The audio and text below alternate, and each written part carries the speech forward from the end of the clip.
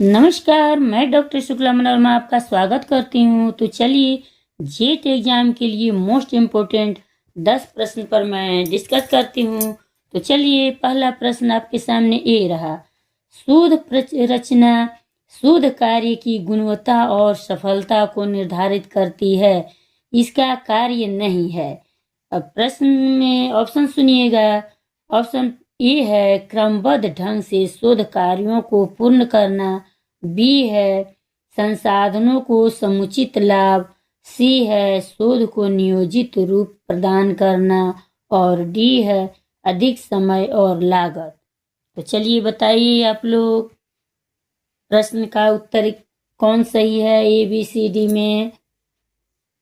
Comment कीजिए, like subscribe करते जाइएगा। चलिए मैं ही बता दे रही हूँ। पहला प्रश्न का आंसर डी सही है, अधिक समय और लागत।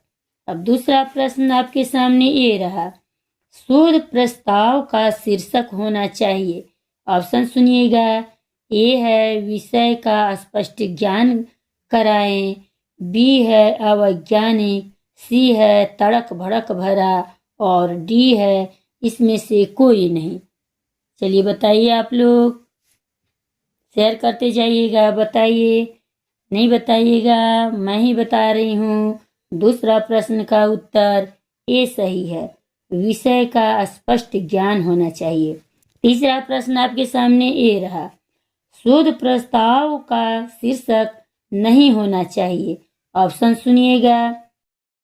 ए ऑप्शन में है अधिक लंबा, बी है अधिक छोटा, सी है तड़क भड़क वाले शब्दों को का और डी है अतिशयोक्ति प्रकृति वाले। तीसरा प्रश्न का बताइए उत्तर, कमेंट कीजिए आप लोग। जिसका भी ए है सही है, जिसका भी ए आंसर आ रहा है उसका सही है। ए है अधिक लंबा। अब प्रश्न नंबर चौथा ए रहा। निम्न में से कौन सा प्राथमिक स्रोतों के अंतर्गत नहीं आता है? ध्यान दीजिएगा आप लोग, नहीं का सवाल पूछ रहा है। ऑप्शन ए है प्रश्नावली, बी है अनुसूची, सी है धरातलीय भूपत्रक और डी है व्यक्तिगत साक्षात्कार। चलिए बताइए आप लोग, शेयर कीजिए, लाइक सब्सक्राइब करते जाइएगा। चौथा प्रश्न का उत्तर सी सही है, धरातलीय भूपत्रक।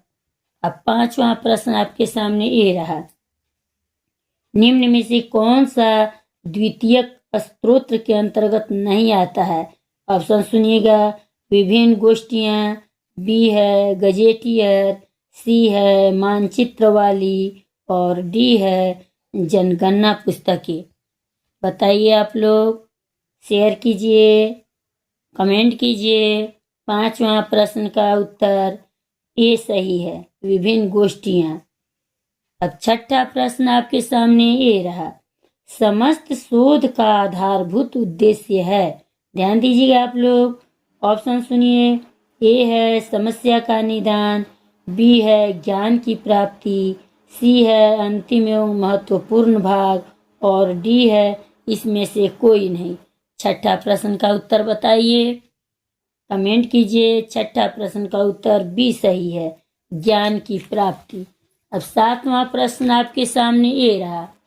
शोधार्थी द्वारा शोध समस्या के कारणों के संबंध में वास्तविक ज्ञान प्राप्त करके उस समस्या के समाधानों की प्रस्तुति करना कहलाता है। क्या कहलाता है? ऑप्शन सुनिए। ए है निदानात्मक शोध प्ररचना, बी है वर्णनात्मक शोध प्ररचना, सी है विवरणात्मक शोध प्ररचना और डी है शोध प्ररचना। चलिए आप लोग बताइए। सातवां का उत्तर ए सही है, निदानात्मक शोध प्ररचना। आठवां प्रश्न आपके सामने ये रहा। शेयर करते जाइएगा, कमेंट भी कीजिए। अनुसंधान प्ररचना को तैयार करने में निम्न विषयों को ध्यान में रखा जाता है, कौन सा इससे संबंधित है? ऑप्शन सुनिएगा। ए है शोध का विषय, बी है पूर्व साहित्य की समीक्षा, सी है अध्ययन की स्रोत और डी है इनमें से सभी। चलिए बताइए आठवां प्रश्न का उत्तर। आठवां प्रश्न का उत्तर डी सही है, इनमें से सभी। शोध का विषय भी है, पूर्व साहित्य की समीक्षा भी है, अध्ययन के स्रोत भी है, इसीलिए डी ऑप्शन सही है। अब नौवां प्रश्न आपके सामने ये रहा। अध्ययन के उद्देश्य के आधार पर निम्न में से कौन सा शोध रचना का प्रकार नहीं है। अब ऑप्शन सुनिएगा। ए है अन्वेषात्मक अनुसंधान पर रचना, बी है विवरणात्मक अनुसंधान पर रचना, सी है सर्वेक्षणात्मक अनुसंधान पर रचना और डी है प्रयोगात्मक अनुसंधान पर। बताइए आप लोग। लाइक सब्सक्राइब करते जाइएगा, शेयर कीजिए। नौवां प्रश्न का उत्तर सी सही है, सर्वेक्षणात्मक अनुसंधान पर रचना। और 10वां और लास्ट प्रश्न है आपके सामने, ये रहा। अध्ययन के उपागम के आधार पर कौन सा शोध रचना का प्रकार नहीं है। इसमें भी नहीं पूछा है, आप लोग ध्यान दीजिएगा। ऑप्शन सुनिए। पहला है मूल्यांकनात्मक अनुसंधान पर रचना, बी है सेना संबंधी अनुसंधान पर रचना, सी है ऐतिहासिक अनुसंधान पर रचना और डी है वैयक्तिक अध्ययन अनुसंधान पर रचना। चलिए बताइए आप लोग, बताइए, शेयर कीजिए, कमेंट भी करते जाइएगा। 10वां प्रश्न का ये आंसर सही है, मूल्यांकन अनुसंधान पर रचना।